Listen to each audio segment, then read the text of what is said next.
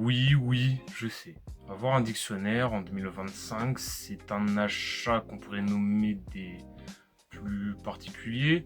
On serait soit vu comme un extraterrestre accro aux lettres ou comme quelqu'un qui cherche à faire de la pavanation intellectuelle. Mais si je te dis d'en acheter un, c'est qu'il y a bien une raison. Et non, ce n'est pas une sponsor. Dans tous les cas, je ne vois pas qui achèterait en pleine conscience un dictionnaire à quelqu'un que personne ne connaît sur internet et qui est vachement mal à l'aise à tourner cette vidéo. Ah, et petit avertissement, si tu n'aimes pas la littérature ou la lecture ou l'écriture, ça risque d'être un petit peu dur. Ça peut t'intéresser quand même. Déjà, il est vrai qu'on pourrait t'objecter à tout hasard, selon la plus incroyable des coïncidences, que il en existe déjà en ligne. Comme ce magnifique Larousse, ou encore ce grand Robert, ou même carrément le CNR. C'est juste le plus grand dictionnaire en ligne numérique français. Voilà. Et oui, je sais, c'est moche. La mise en page n'est pas idéale. Et si on retire cette énorme base de données, c'est vrai qu'il lui reste vraiment très peu de qualité. Mais ce n'est pas pour cette raison que je vous dis d'acheter un objet lourd, encombrant au possible, pas pratique comparé au dictionnaire numérique. Évidemment, il y a un peu plus que ça. Même si c'est vrai que ça sent bon les livres. Bon, plus sérieusement, le format papier est vraiment, mais alors vraiment plus intéressant que le simple format numérique. Et ce pour une raison simple, mais qu'il faut quand même appliquer. Sinon là, auquel cas, c'est vrai que ça ne marche pas. Et c'est tout simple, c'est simplement qu'il faut le voir, le percevoir, le lire comme un roman.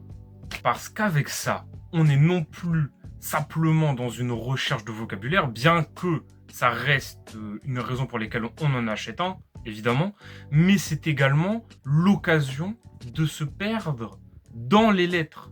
En gros, c'est pas bien compliqué. T'es là, tu t'ennuies, bah lis. Lis sans but précis, sans objectif, sans ligne claire, simplement lis. Prends ton dictionnaire et lis-le. Vas-y. Et on s'en contrefiche du sens derrière de si on cherche un mot précis ou quoi. Non. Juste, tu lis, c'est tout. Tu prends une page au hasard, hop, tu l'ouvres, allez, tu y vas. Et là, évidemment que je ne te dis pas de retenir tous les mots que tu verras, à moins que tu aies vraiment une mémoire exceptionnelle. Et dans ce cas-là, bah, félicite ta génétique. Non, je suis vraiment pour te dire de lire selon tes ressentis. Erre comme ça, entre les lignes, sans but précis. Vas-y, c'est tout. Et les définitions, tu retiendras celles que tu auras envie de retenir. Il suffit juste que tu suives ton ressenti. Et oui, il n'y a pas de protagoniste, ça risque d'être ennuyant. Et ça peut peut-être être, selon les dictionnaires, un petit peu hors de prix. Mais surtout si tu vis chez tes parents, tu dois sûrement en avoir un quelque part, ou tu peux même demander à des proches d'en passer un. Alors pour s'en procurer un, je dirais que ce n'est pas la chose la plus compliquée à faire, en étant tout à fait honnête avec soi-même. Moi, personnellement, j'ai opté pour lui.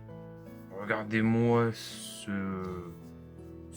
beau livre, cette belle couverture, cette belle citation. Et c'est vrai qu'il est un petit peu différent des autres de son genre. Si on enlève son prix. Non mais c'est quoi ce...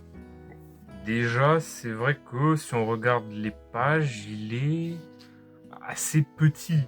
Enfin, petit pour un dictionnaire, évidemment.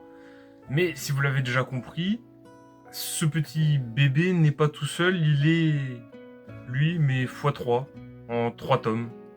Oui, ça, x3. Et je dois avouer que mon dos en souffre encore. Et la raison de sa largeur, elle est toute simple, comme son nom l'indique. C'est un dictionnaire étymologique.